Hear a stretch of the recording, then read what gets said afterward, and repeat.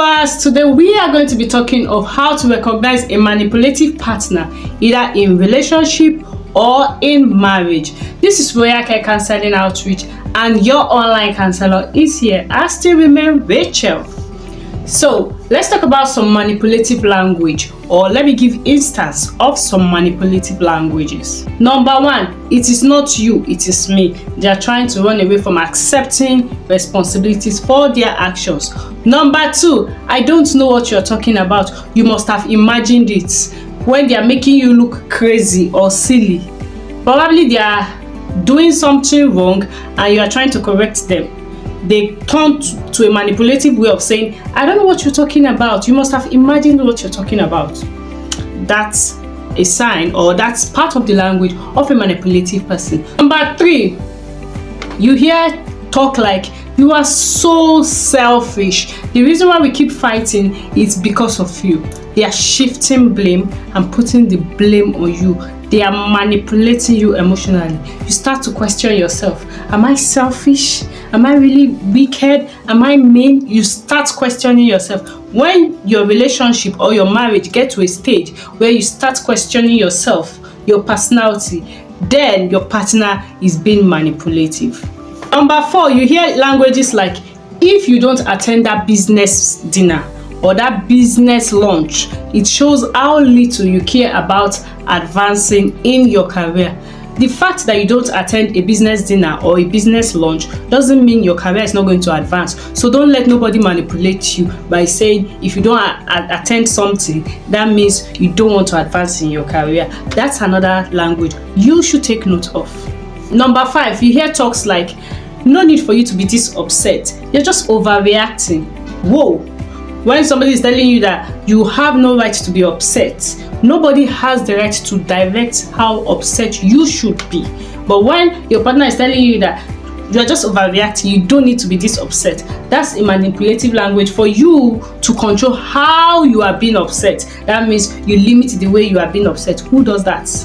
Number six, if you truly care about me and trust me, we wouldn't even be having this conversation. For instance, you see your spouse or your girlfriend or your boyfriend with another babe and you are confronting the person, and the person is like, if you truly care about me and you truly trust me, we wouldn't even be having this kind of conversation.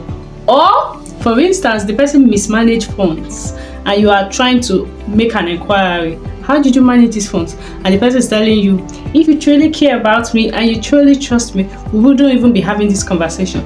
That is a manipulative language for you to shut up. Number seven, guilt tripping. When your partner starts using that guilt tripping on you. For instance, he says, if you truly love me, you will get me this house. If you truly love me, you provide me with the funds I need for my business. That's guilt tripping. That's a sign of a manipulative person, or that's a language normally used by a manipulative partner. So when your partner starts to use that language occasionally, he's guilt tripping you, or she's guilt tripping you. That is a manipulative language. And number eight is, I thought you loved me, or I thought you care about me, but I guess I was wrong. That is a language of a manipulative person. When somebody is guilt tripping you to get something from you, he or she uses that line, I thought you loved me, I thought you care about me, but I guess I was wrong.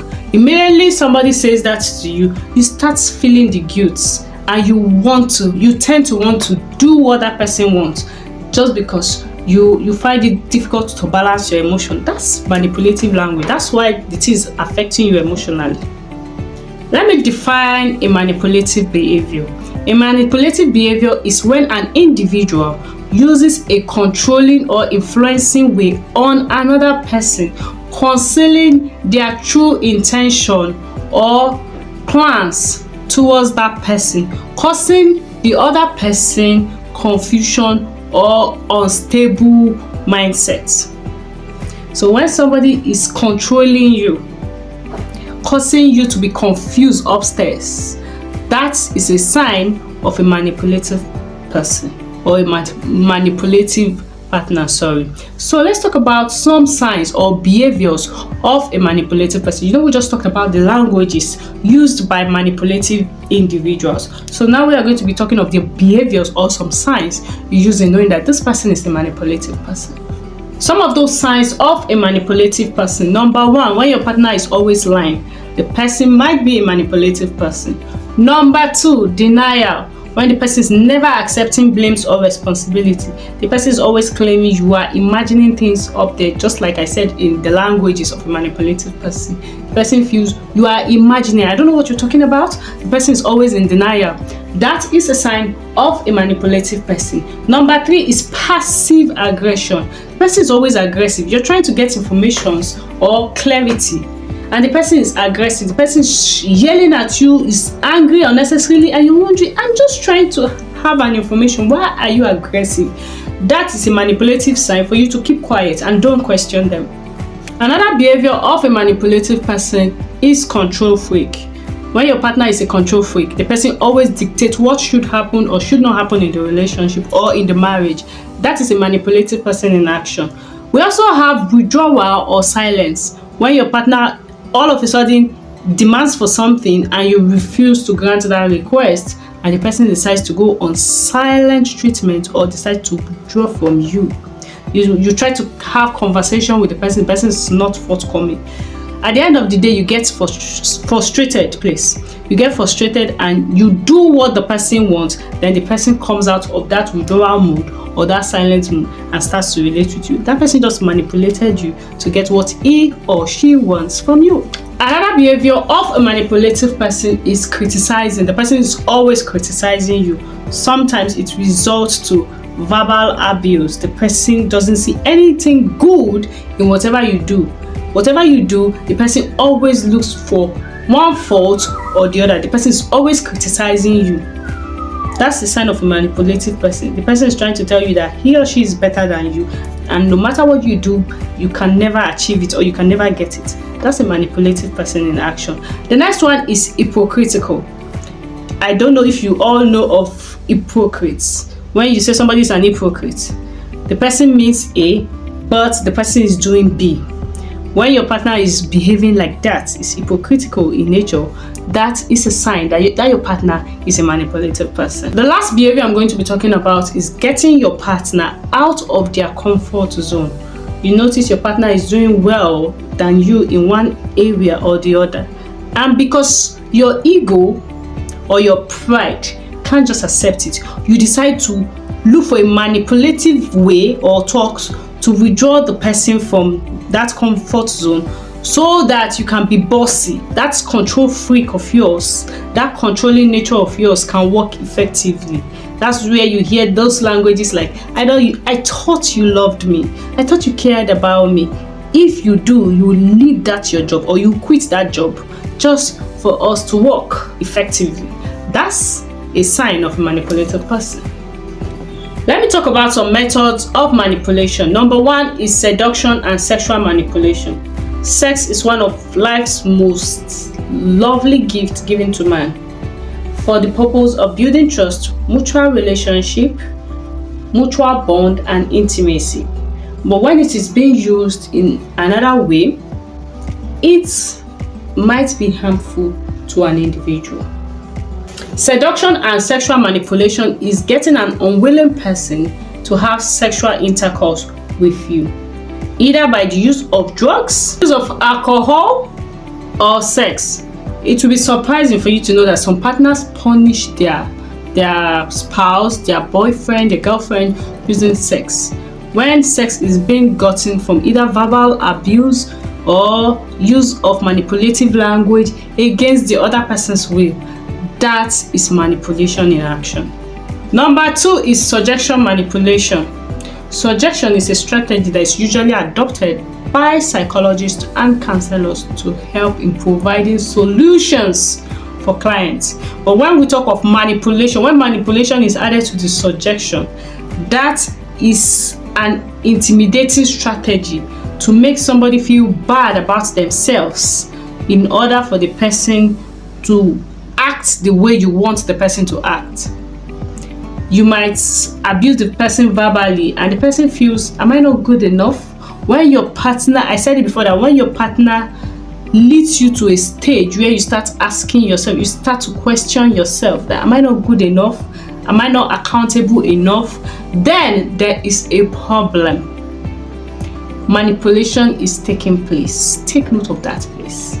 Under suggestion manipulation, the person can result into ridiculing of that partner. The person ridicules you, gaslighting. That's a psychological way of making you feel less human or less yourself or less capable. I just said it before.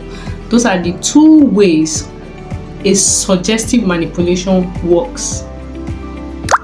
Number 3, we have coercion manipulation. This is an unethical way of bullying, controlling, tricking somebody to do what he or she doesn't want to do for you. So at the end of the day, you result into withdrawal method, lying method, just to guilt trip the person, and blaming method, just to guilt trip the person to do what you want. You bully the person, you control the person, you trick the person. That is coercion manipulation in action. Number 4, we have one of the most popular method of manipulation, which is blackmail. When your partner is using blackmail method to get what they want from you, that is manipulative method. That's the use of fear, guilt, obligation to get what they want from you. If your partner guilt trip you, makes you panic, makes you fear, makes you feel it's my right as your man to have sex with you whenever I want to, that is a blackmail manipulation method. It works on your emotion. Your partner works on your emotions to get what they want. Sometimes when your partner is manipulative, you tend to wonder, why is this person a manipulative person? Ask questions, discuss, or see a counselor, see a professional like us. Question your partner. Take your partner to see counselors, psychologists. At the end of the day, you realize that the person is from a dysfunctional home. History of abuse must have been in existence in the person's lifestyle, and sometimes personal disorder.